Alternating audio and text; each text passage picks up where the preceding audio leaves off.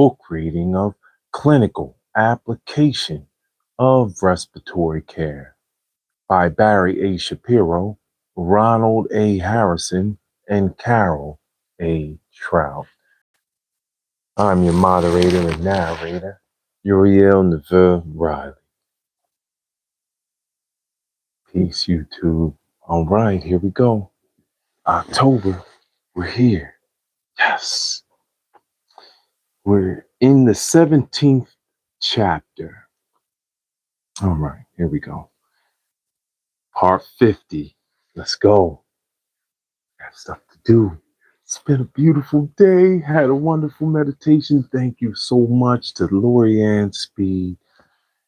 Highest Heart Love Community Grocery Giveaway coming up. Here we go. We pick up at page 289. Pathophysiology of tracheal wall pressure. The intra-arterial pressure in blood vessels within the adult tracheal wall is approximately 30 millimeters Hg, 42 centimeters of water.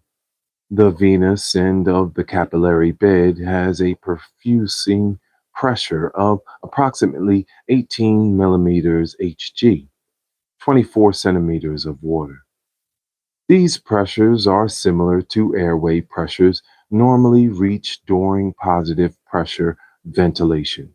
Thus, it is possible that during positive pressure inspiration, the airway pressure may impede venous and or arterial mucosal blood flow. Certainly, any cuff pressures that exceed these tracheal mucosal circulating pressures will interrupt the mucosal blood flow. We want to take note on that.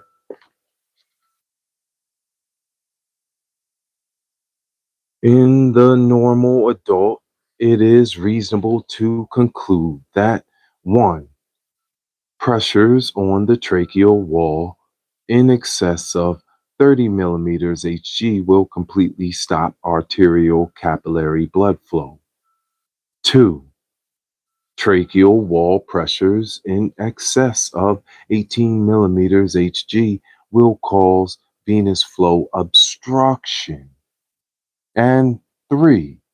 Tracheal wall pressures in excess of 5 millimeters Hg will cause lymphatic flow obstruction. Very key. Lymphatic flow obstruction will cause edema. Venous flow obstruction will cause congestion, and arterial flow obstruction will cause ischemia.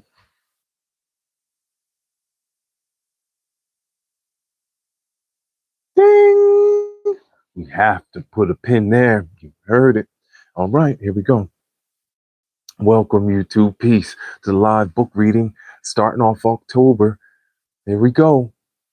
The ideal cuff pressure would permit sealing of the airway during positive pressure ventilation at the lowest possible tracheal wall pressure.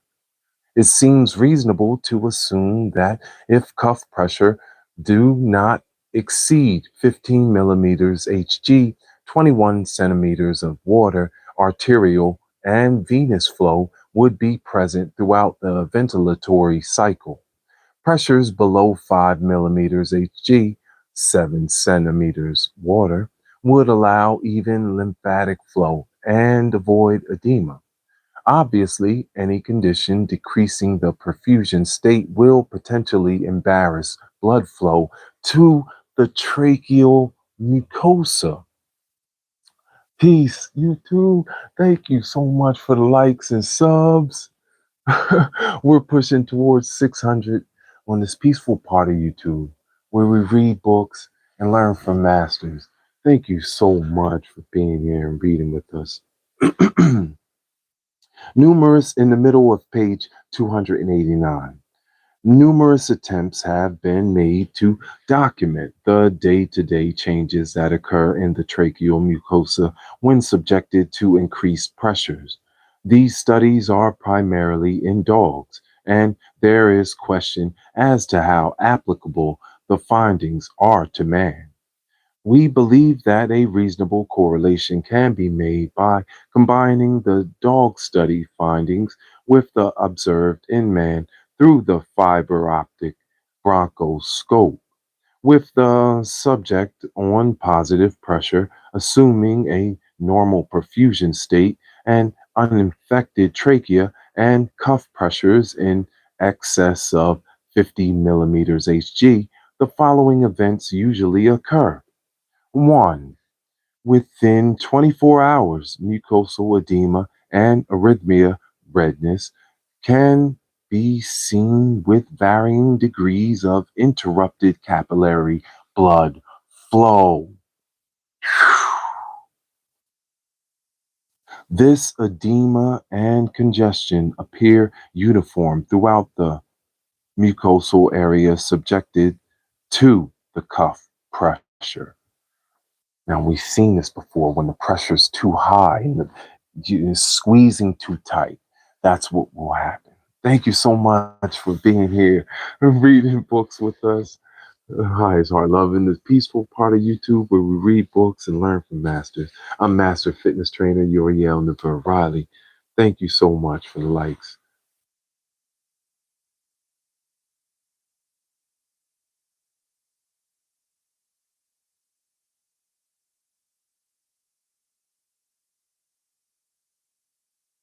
2. Within 8 hours, there are areas of epithelial ischemia and necrosis. This necrosis is spotty and rarely causes circumferential lesions at this time. 3. Within 72 hours, there are spotty patches of slowed mucosa, resulting in denuded submucosa and or cartilage. This slowing is usually not circumferential. 4. Within 5 days, there is evidence of necrotic cartilage. Again, this is usually not circumferential. This description is general, and the authors have exercised significant poetic license in quotations. However, the description is useful as a clinical guideline and is an agreement with most of the literature. The essential facts to understand is the entire process is completely reversible. Let's drop a pin there. Ding! It's reversible. What do we have to do? Relieve the pressure. See, I love the healing and solutions that we get from the masters before us. That's why, man, reading is so key, especially when it comes to being able to heal thyself, master thyself, master ourselves, and we can help the others around us. So, create this environment. Thank you so much for the peaceful part, intellectual part of YouTube, where we read masterful books, clinical application of respiratory care by Barry A. Shapiro, Ronald A. Harrison, and Carole A. Trout. Second edition, 1979. There seems to be no correlation between the extent of injury and repair without sequelae. The only consistent correlation is that when a circumferential slowing of mucosa exists, the incidence of tracheal stenosis is nearly 100%. Short of circumferential lesions, however, there is no apparent correlation between the degree of observed tracheal mucosal damage and tracheal stenosis. Again, we must emphasize that these generalities are true in the absence of perfusion problems and infection with tracheal wall pressures over 50 millimeters Hg. The electron microscope has allowed studies of mucosal damage from cuffs and tubes. Regardless of minimal pressures, cilia are damaged within 2 hours, and take up to 1 week to regenerate. Therefore, we must not take false security in knowing cuff pressures are low damage occurs as long as the foreign body is present. Summary. The pathophysiology of tracheal wall changes from pressure are greatly dependent upon the cuff pressures, the perfusion state, the presence or absence of infection, among other predisposing factors. We have observed significant damage to tracheal epithelium within 3 days, even with cuff pressures limited to 20 millimeters Hg. The degree of severity of observed damage seems to have no direct correlation with the incidence of severity of tracheal stenosis, except when circumferential necrosis is present. Incidence of permanent damage greatly increases with 1. Suboptimal airway care. 2. Cuff pressures above 20 millimeters Hg. 3. Tracheal infection. 4. Hypotension. Intermittent deflation of cuffs for 3 to 5 minutes has no proved advantage as far as mucosal damage is concerned. Routine deflation and inflation tend to lead to careless reinflation technique and possible higher cuff pressures. Physics of tracheal cuffs. Bottom of page 290. A positive pressure tracheal cuff is the same as a balloon.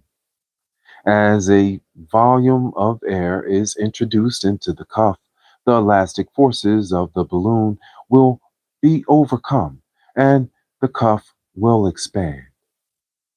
Intracuff pressures will increase slowly as the volume is increased until the sides of the cuff touch the tracheal wall. At this point, an additional volume of air will cause a sharp rise in the cuff pressure. Thus, in standard high pressure cuffs, as soon as the small portion of the cuff touches the sides of the tracheal wall, the pressure will increase sharply for even a small increase in volume. Figure 17.2. Here we go. Cuff pressures in relation to cuff volume.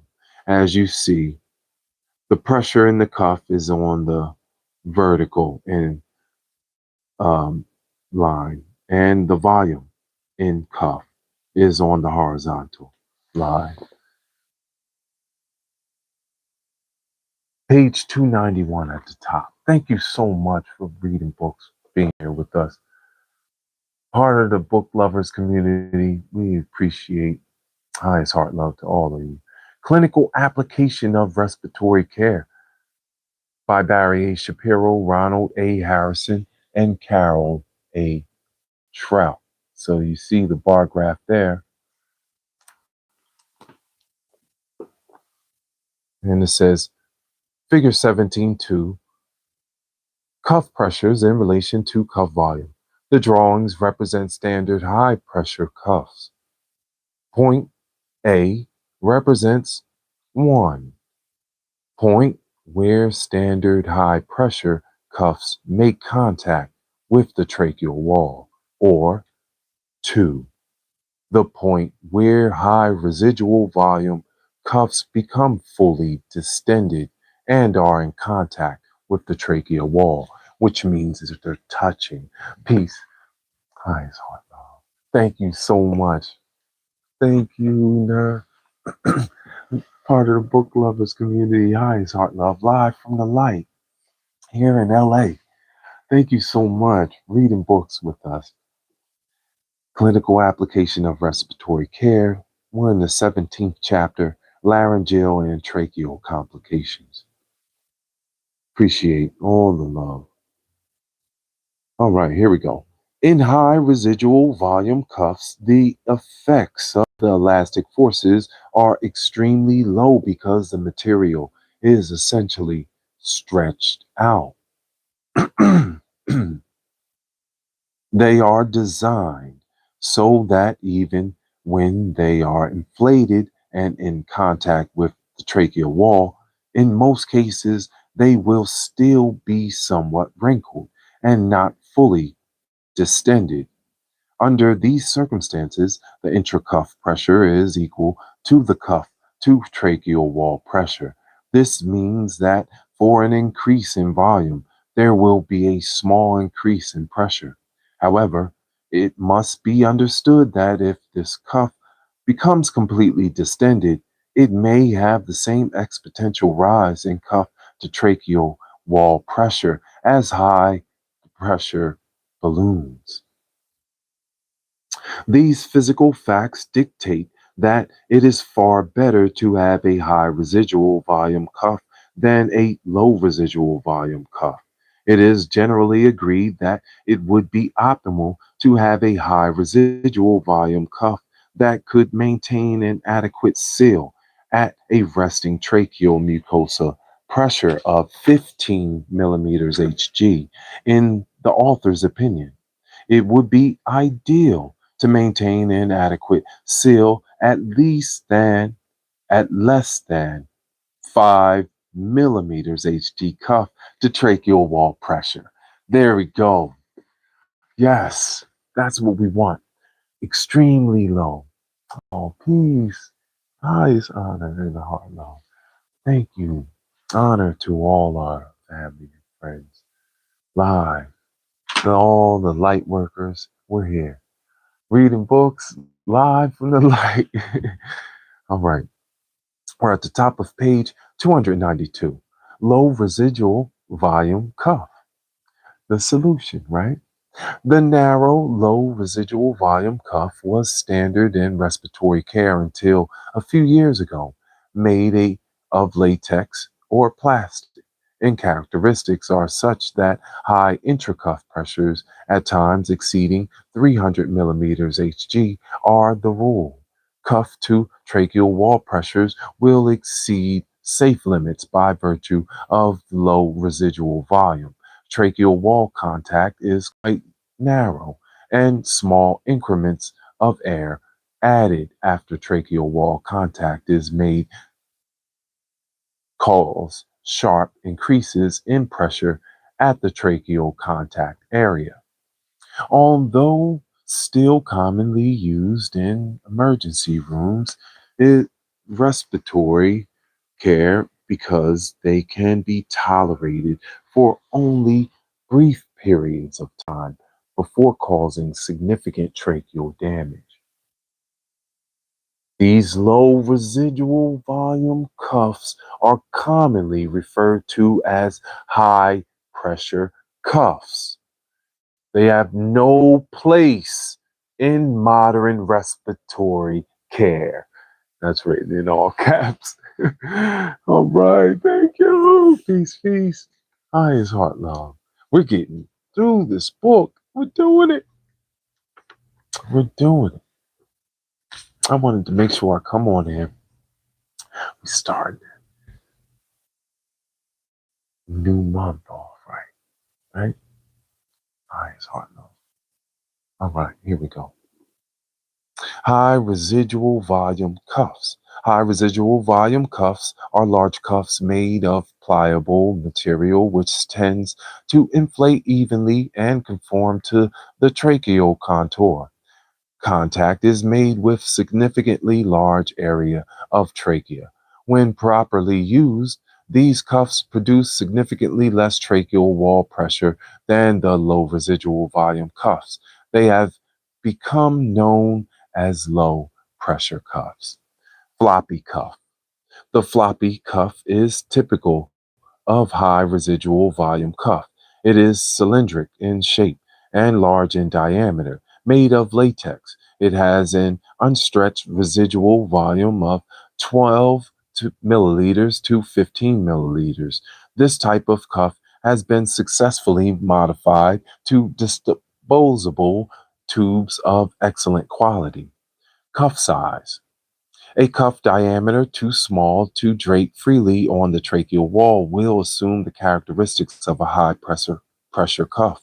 A useful rule of thumb is that if the intracuff pressure necessary for no leaks ventilation exceeds 20 millimeters Hg, measured during exhalation, the cuff is too small.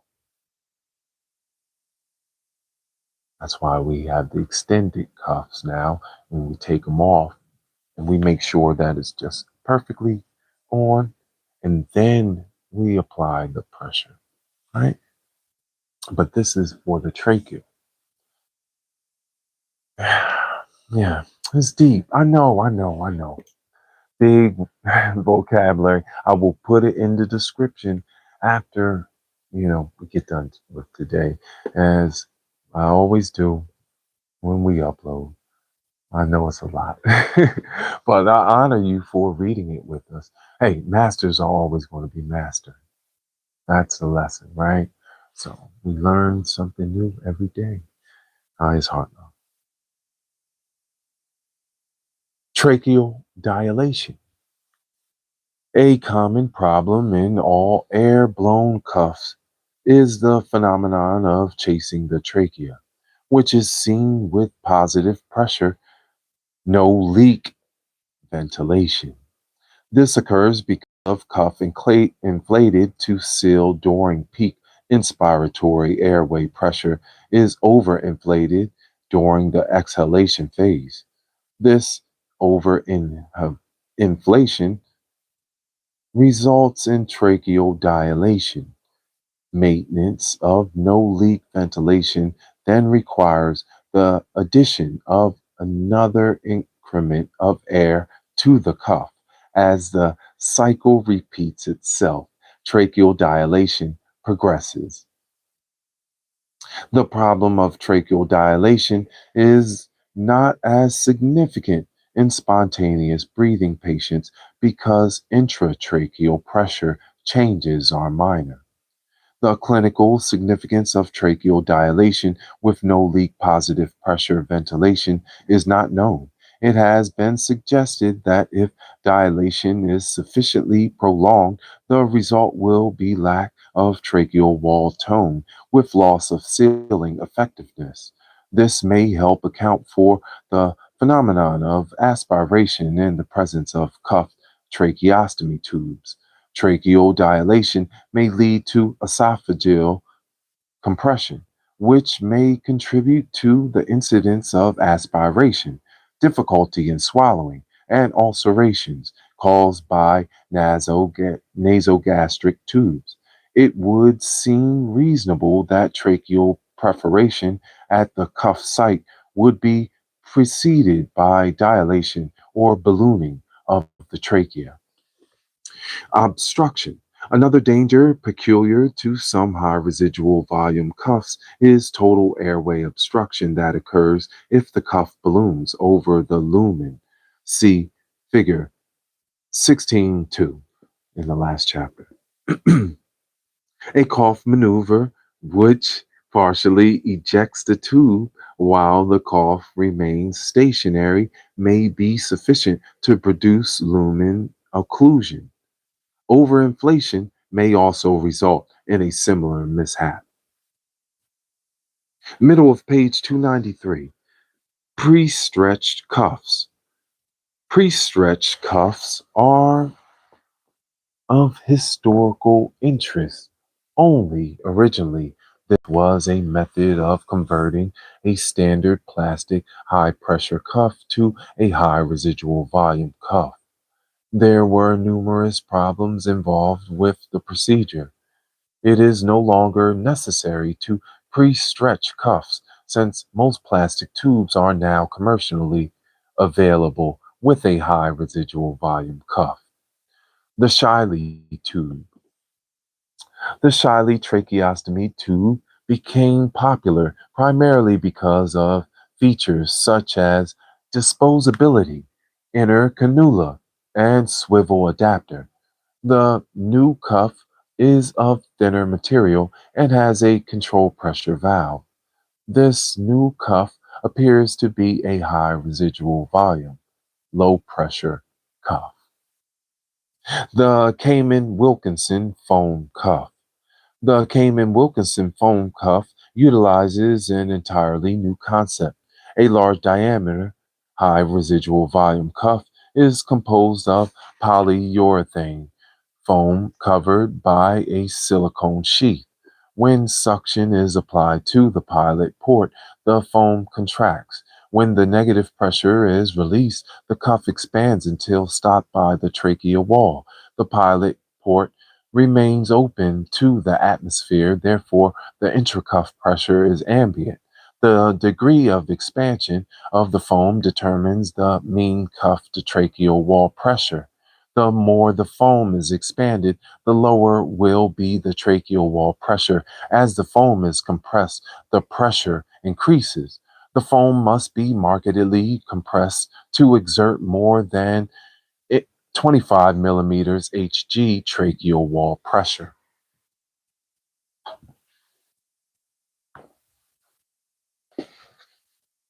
The open pilot port allows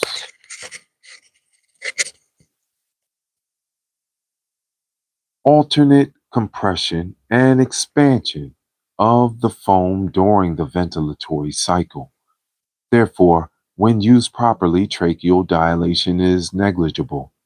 No leak ventilation and aspiration protection can be accomplished with the improper sized tube in the trachea. The advantages of silicone material and the foam cuff make this an extremely promising concept, since the least damage to glottic and tracheal wall structures should result. Thank you so much, Ner. Oh my goodness, much love. Oh wow, look at this. I know the rest techs and the nurses and the light workers, we're doing it.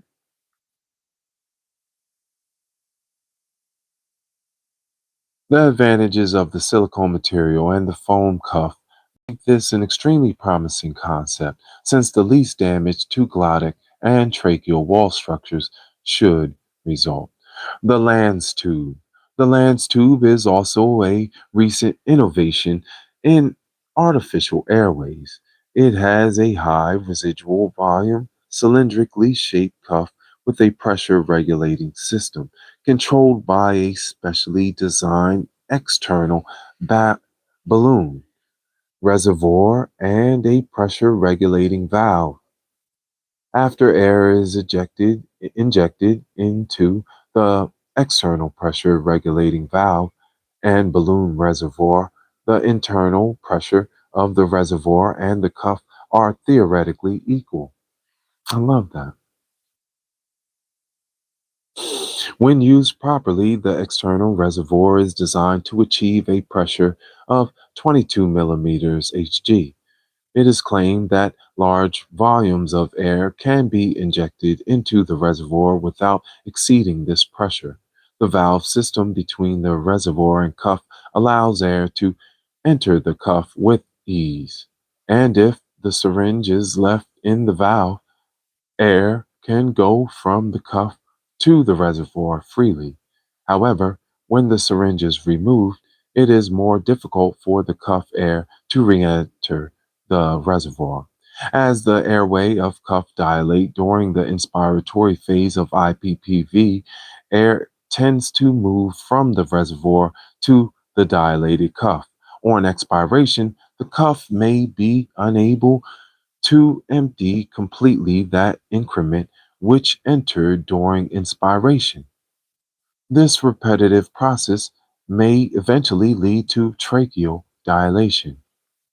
Other disposable tubes. In recent years, a significant number of disposable endotracheal tubes have been developed with high residual volume, low pressure cuffs.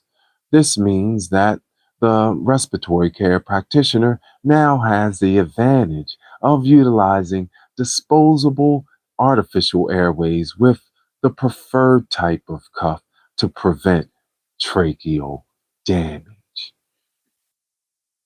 Summary.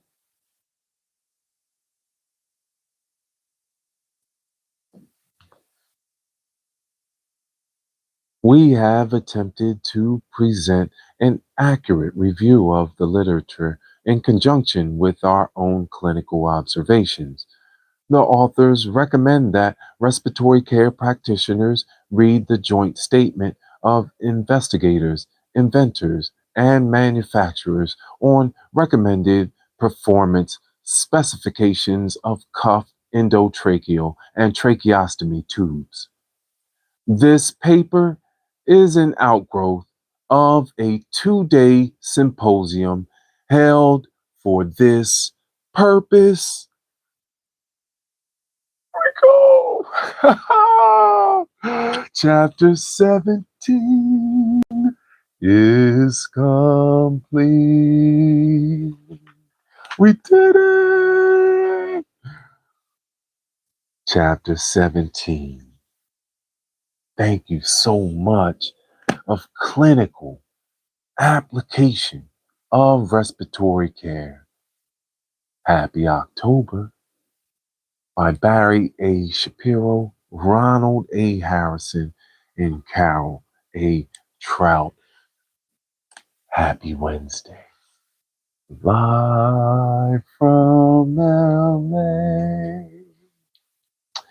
Shaking it up on YouTube. Reading books. This peaceful part of YouTube where we read books and learn from masters. Thank you so much. We did it. Another chapter complete. Yes. Thank you for being here, reading with us. It will be in the playlist when I get time. Love to all the light workers. Love to Lori Ann Speed. Great, this meditation. We were just feeling for our body. It was so powerful. So I want you to always know that that's the natural grounding. Can you feel your body?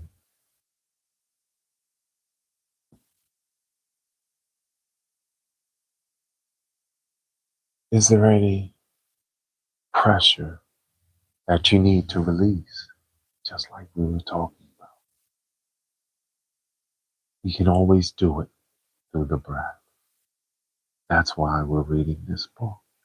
Clinical application of respiratory care. I'm your moderator and narrator, Uriel Riley. Thank you so much. Peace, peace. Oh, look at the love. Oh my goodness. Well, thank you so much. Let's have a glass of love water. Cheers to we did it, another chapter complete. On our way to 16 or 600 subs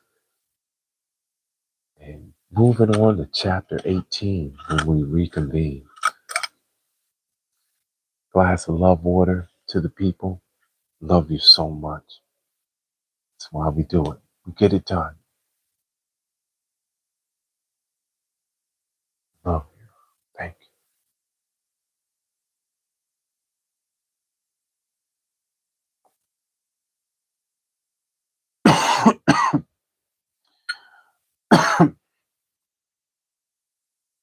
I love you. I love you. I love you. Oh, love you. Have a wonderful, wonderful Wednesday. We cleaned out a lot. We cleaned up. Great. Look at it. All right. Master's going to be mastering. Thank you for shaking it up on YouTube and reading books with me. We always honor all our members. So thank you so much. Peace, peace. I love you. I love you. Sunny, see you on it. It's just a dog. Peace, peace.